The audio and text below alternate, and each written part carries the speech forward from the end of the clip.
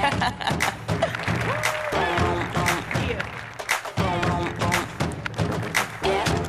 to the hip, stick. Yeah, we're here. You made me happy I'm the last one. Yep. Well, you know, as they say in the Senate, everything's been said, but I haven't said it. Well, here you go. Well, here's your opportunity. Yeah, but this is a kind of a special day for you, I imagine, getting the New York Times endorsement along with Senator Warren. Thank you. That real was a jolt. nice co-endorsement, so that was really an honor, as well as the Quad City Times. Oh, okay, there you go. Yeah, you might not have Can't known forget that them. one. Yeah. Iowa, Illinois. All right, so it's Martin Luther King Day today. So I'm going to start our questioning with some of his words. This is from his letter from a Birmingham jail.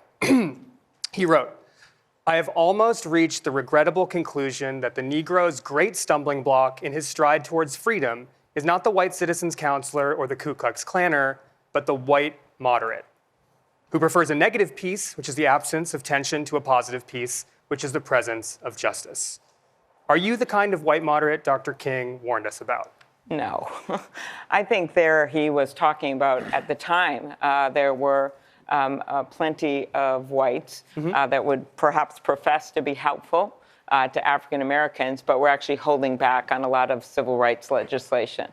That is not me. I have been a progressive in many, many ways. I've been a strong supporter of African American judges and putting people in places of power. I've been a strong supporter of voting rights legislation and reauthorizing the Voting Rights Act, which I think is a travesty, and also of economic opportunity.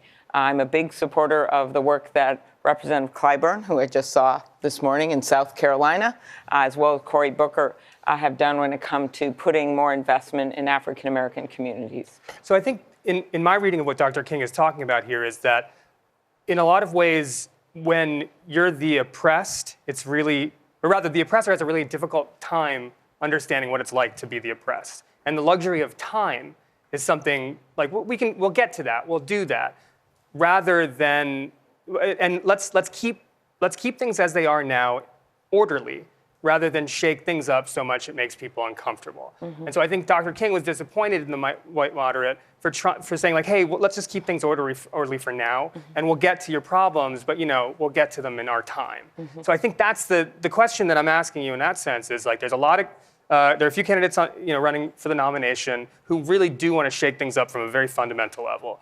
Your approach seems to be not to shake things up in the fundamental level. So then where is the luxury of time coming from, I guess? That's the follow-up to that. That's a good question. So first of all, I don't pretend to know what it's like to walk into a maternity room pregnant and say that your hands are swollen and then walk out of there without your baby because no one's listened, or what it's like to walk into a store and have someone follow behind you, store security, or what it's like to know that 30% of African American kids are living in poverty.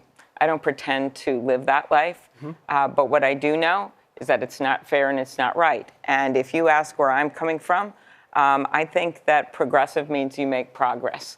I think you can be bold with policies that are maybe just a little bit different than some of my opponents that are on this stage that are truly my friends.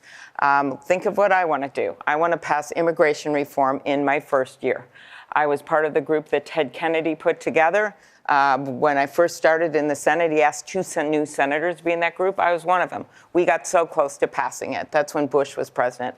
Then when President Obama's in, we were so close, and the bill ends up in John Boehner's freezer next to the frozen peas. We can get this done. I want to go to carbon neutral, and I have very aggressive policies to get us there when it comes to climate change.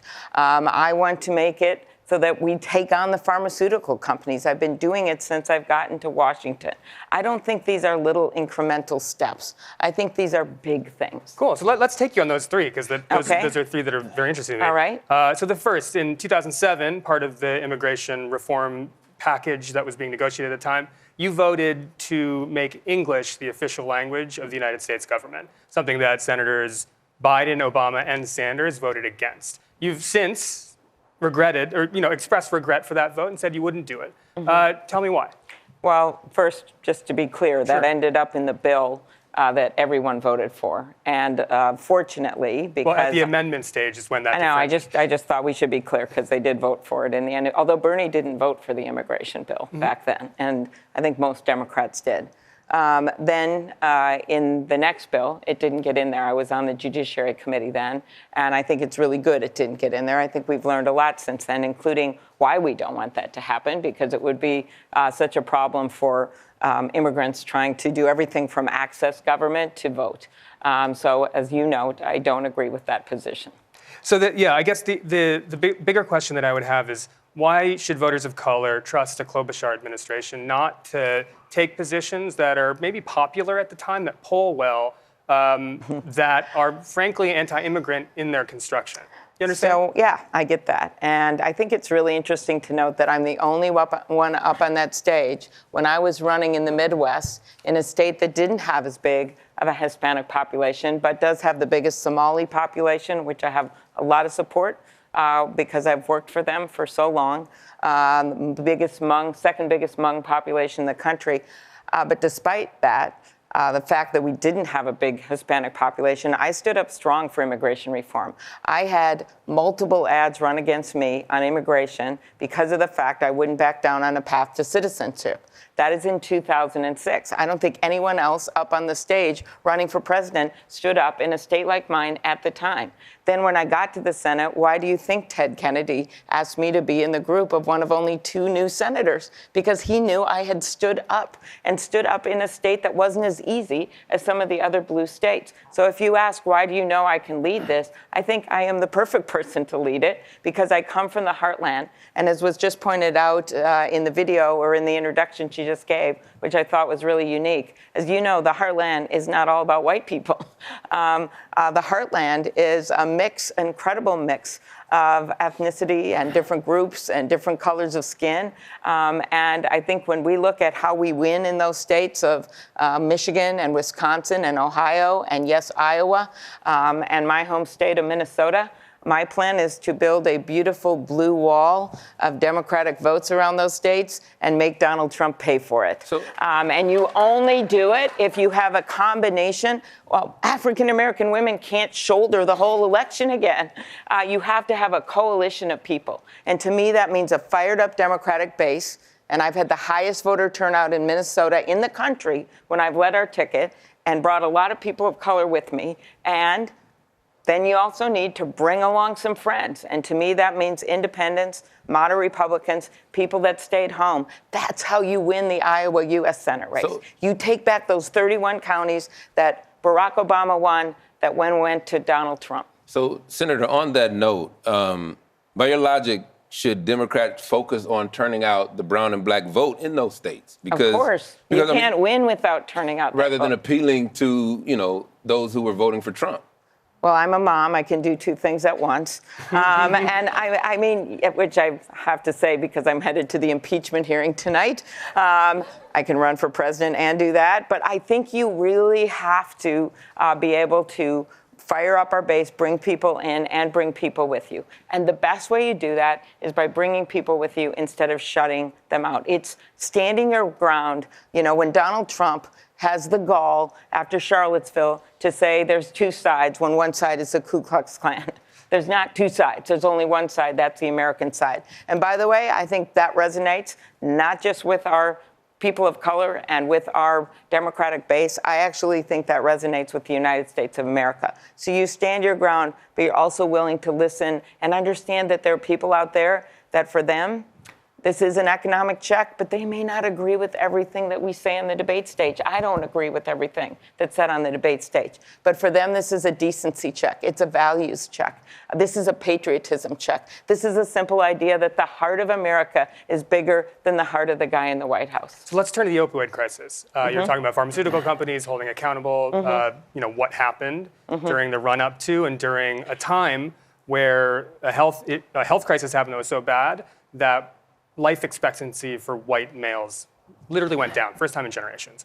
And to fight that, your plan prioritizes mental health treatment over jail time for nonviolent offenders. And when you were a prosecutor, you pushed for longer prison sentences for nonviolent drug dealers, even when the drug courts recommended work release and drug treatment? Why is prison for some drug offenders while treatment is for others? Okay, first of all, I know my record back then, and we had a 12% reduction in African-American prison incarceration in the 8 years that I was in the office. And that was because I did emphasize drug court, and I've been a leader of it in the U.S. Senate and led the efforts since Ted Kennedy died on the federal level. But African-Americans were still imprisoned at 22 times the rate. I'm not saying it's perfect. I was just defending my record for the first part. Let me go to what I have to do going forward. I have learned so much from that job and since I've been in the Senate about the persistent institutional racism that we see in the criminal justice system. It is there. And what do we do to make it better? Number one is to have something we did in Minnesota, videotape interrogation, body cams. I heard you talking to the vice president about that. Number two, staffing in police departments and in prosecutor's office that reflects the community. Number three, doing better with things like eyewitness ID. And number four, to me, which is really the major factor, that is making sure we have criminal sentencing reform. We did the First Step Act. I was a co-sponsor of that bill. I wish Senator Booker was one of the members up here today, as well as Senator Harris, so they could talk about the work that we did on that bill. We got that done, but it's not enough. We have to move to the Second Step Act because 90% of people incarcerated are in local and state prisons. Well, so that's interesting because, Senator Harris, when she was running, she got a lot of flack from the progressive left about her time as a prosecutor. You're sort of, the moderate in chief at the moment. You know what I'm saying? You've got some shine as the moderate wing of the party. So I guess the reason I bring up your past as a prosecutor is because, as focus turns to you, you as a prosecutor upheld and were on the front lines of the mass incarceration of brown and black people. And of course, I'm sure you had. I gave you the facts on the incarceration rates. And I will also tell you that I worked with the Innocence Project extensively during that time in 3 ways. One was doing a DNA review of our cases. 2 was actually pioneering a new form of eyewitness ID, where instead of looking at all pictures at once, we would do them one at a time because that reduces racial misidentification. And I got a number of our police departments, I had 45 of them, to do that. And the third way was I advocated around the country for videotape interrogation. I actually went out and debated the Queen's DA as a young county attorney because they were intransigent when it came to doing videotaping interrogation. So that's my track record. You defend your record as a prosecutor. Do you have any regrets as far as these sort of things? Of course, there's always cases. And one of the major things that I would change, knowing what I know now, is back when I had my job, all of the county attorneys, that's what we call them in Minnesota, would use a grand jury for police shootings. It was actually felt like, okay, get the community to say it so you don't look like you're using your own bias or political bias to make a decision. I actually no longer think that that's the right way to do it. I think you should take personal responsibility. Some of that came out of a case in Minnesota, let me the Philando Castile case that came after my time, and that was prosecuted by the Ramsey County attorney, a friend of mine, John Choi. And he did put everything into that case. Unfortunately, the jury came back not guilty. But there's an example of prosecutors have to take responsibility for the cases in front of them and make the decisions on the hard calls. Let's turn to judicial appointees. Okay. The GOP, during the Obama administration, kind of took a scorched earth tactic towards his appointees to the federal bench. In the Trump administration, you've been a bit more favorable than some of your Democratic colleagues in the Senate towards moving Trump nominees towards confirmation. If there's a Klobuchar administration and a GOP-controlled Senate, do you think they're going to extend to you the same courtesy that you've extended to them? I actually had a discussion with this with Amanda, the Huffington Post, yesterday at a democracy forum here in Des Moines. And actually, she had the American, there was a new study that came out showing that I had actually supported something like 32% of the Trump nominees. So I'm actually in the top group of opposing them. And those are some old numbers out on the internet, I know. Not that there's anything wrong on the internet. Well, this might be between like, I know, but I want to get to what I would do. confirming. I just wanted to get the record straight. Sure. So what I would do is this. What I would do is appoint people who respect the law. What I would do is appoint judges, a judiciary that reflects our community. And I guess the proof is, who did I recommend to Barack Obama when I had a president that would actually respect the people that I wanted to nominate in my state. One is Mimi Wright, who's an African-American federal judge now. He picked her on my recommendation. She's a superstar. I would love to see her go up to the 8th Circuit and beyond.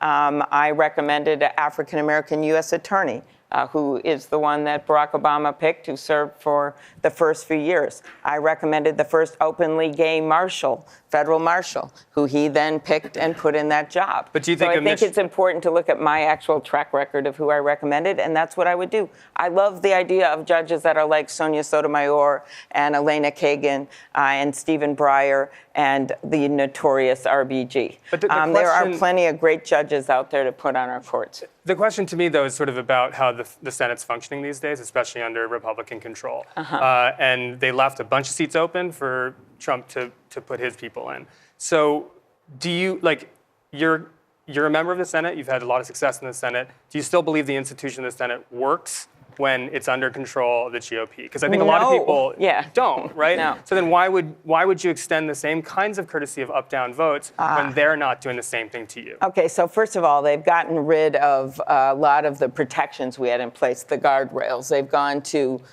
51 votes when it comes to the Supreme Court and the circuit judges. And I would not recommend changing that when we're in charge. Of course, that's where we're going to be. For the federal district courts, right now, the only protection we have from the Trump administration is the fact that they're respecting something called the blue slip process, which means we have to agree to their judges, basically. And that has prevented a lot of bad judges in a state where you'll have a Democratic senator from getting on the bench. So I would leave that open right now. I wouldn't say that we should get rid of that, because then they'd get rid of it right now. But what I think the main point is that the best way to solve all of this is to send Mitch McConnell packing.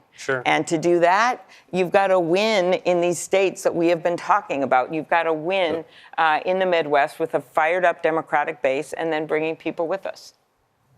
Great. So, Senator Klobuchar? Yes, you look like you want to ask me another question. No, well, I want to ask you quite a few questions, but we've monopolized quite a bit of time, and there are some folks in the audience that want to ask you some questions. Yes, Senator. So we have a question from Chandler, and he is an attorney from West Des Moines. Okay. Hi, Chandler. Hi, Senator. Thanks for wearing Viking purple and Prince purple. I can't say my Bears shirt wasn't quite ready to wear, but candidates do a great job of coming to the minority communities and eliciting conversations and wanting to know what we have to consider leading up to elections. But oftentimes, once elected, those communities feel like they are silenced. Once you're elected, what are you going to do to make sure that brown and black communities have a voice to the White House, an ear in the White House? Thank you. I put out this 100-day plan with 137 things that a president can do without Congress that are legal. And I did that for a reason. I think we have to jumpstart our democracy. And one of the first things that I would do is pass voting rights legislation. The very first bill that I want to get done, I've committed to do that, is the democracy package of bills called H.R. 1. And that is things like getting rid of gerrymandering by requiring independent commissions in every state. It is things like stopping voting purges, which is a bill that I lead with Senator Sherrod Brown.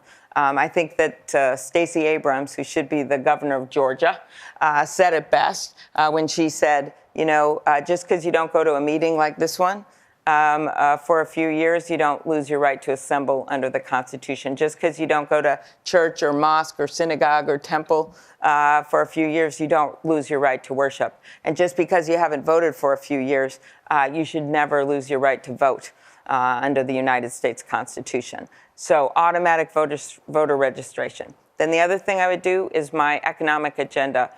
for America, which is everything from better funding of our public schools to universal child care to making things better for retirement to investing. And I guess the trust you put in me should be based on my record, what I've done, how I've gotten things done. I've passed over 100 bills, as well as the support I've had in Minnesota with our minority community. And I'm proud to have a young dynamic mayor from St. Paul named Melvin Carter, who rolled out my housing policy with me. Just a lot of people that are there that'll speak for me and will have my ear when I get to the White House. Thank you.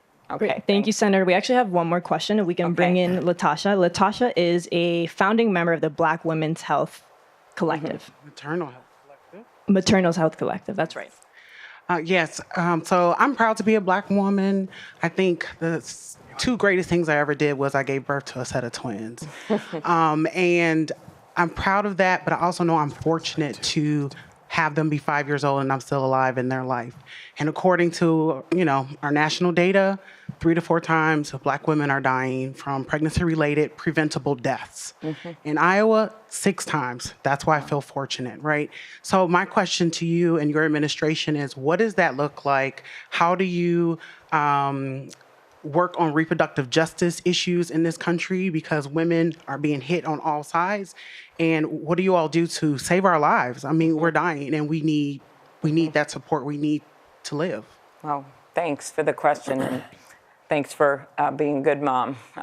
First answer is just what I raised there with the maternity rooms and the policies. And my friend Kamala actually came out with some good legislation on this. And I think that the answer is to have standards for doctors, have training for nurses and doctors, and make very clear that we have these standards in place for maternity wards, so we never have this happen again, that people aren't listened to and babies die. The second thing is just having health care. And when you look at what this president's trying to do, he's literally trying to take away basic protections for people with the Affordable Care Act. Basic protections that say you can't be kicked off your health care because of pre-existing conditions. And I would make sure that we keep the Affordable Care Act strong and we build on the work that Barack Obama started. And we do that with the nonprofit public option. We do that by big time taking on pharmaceutical companies to reduce the prices of prescription drugs. And then we expand to things like mental health and addiction, and not just opioids, which I appreciated you raising. But when we get that master settlement on opioids, I think it should actually include treatment for things like crack cocaine, which has really hit the minority community and continues to do that, alcoholism, meth, mental health, when you only have 64 public mental health beds in the state of Iowa, and then long-term care. All of this will matter very much for African-American women, because when you look at the numbers and you look at the less money there is for healthcare, the less money there is for retirement, it hits African-American women harder than nearly almost every group in our society. Thank you for the question. Thank you, Senator. Thank you. Also, back to you. Yes. Okay. So, Senator, if you want to join us back here, one last thing we ask of you. Can you guess what this is? Have you been? Yeah, I can guess. I can guess this isn't the time to filibuster. No, it is not. Because it is called the short answer, where you have 60 seconds to answer as many questions as you can, and the audience will be the judge of how you fare. Okay. Are you ready? Okay. Sauce or dry rub? Sauce or dry rub? Dry rub. What's your favorite Prince song? Raspberry Beret and Purple Rain, but Raspberry Beret truly. Are audiobooks reading? Reading. No, are audiobooks, do you count that as reading? Our audiobooks reading, yes they are. When was the last time you smoked weed? You have to go back to college days. Hey, all right. What's the last TV show you binge watched? The last TV show I binge watched was, I think, Madam Secretary.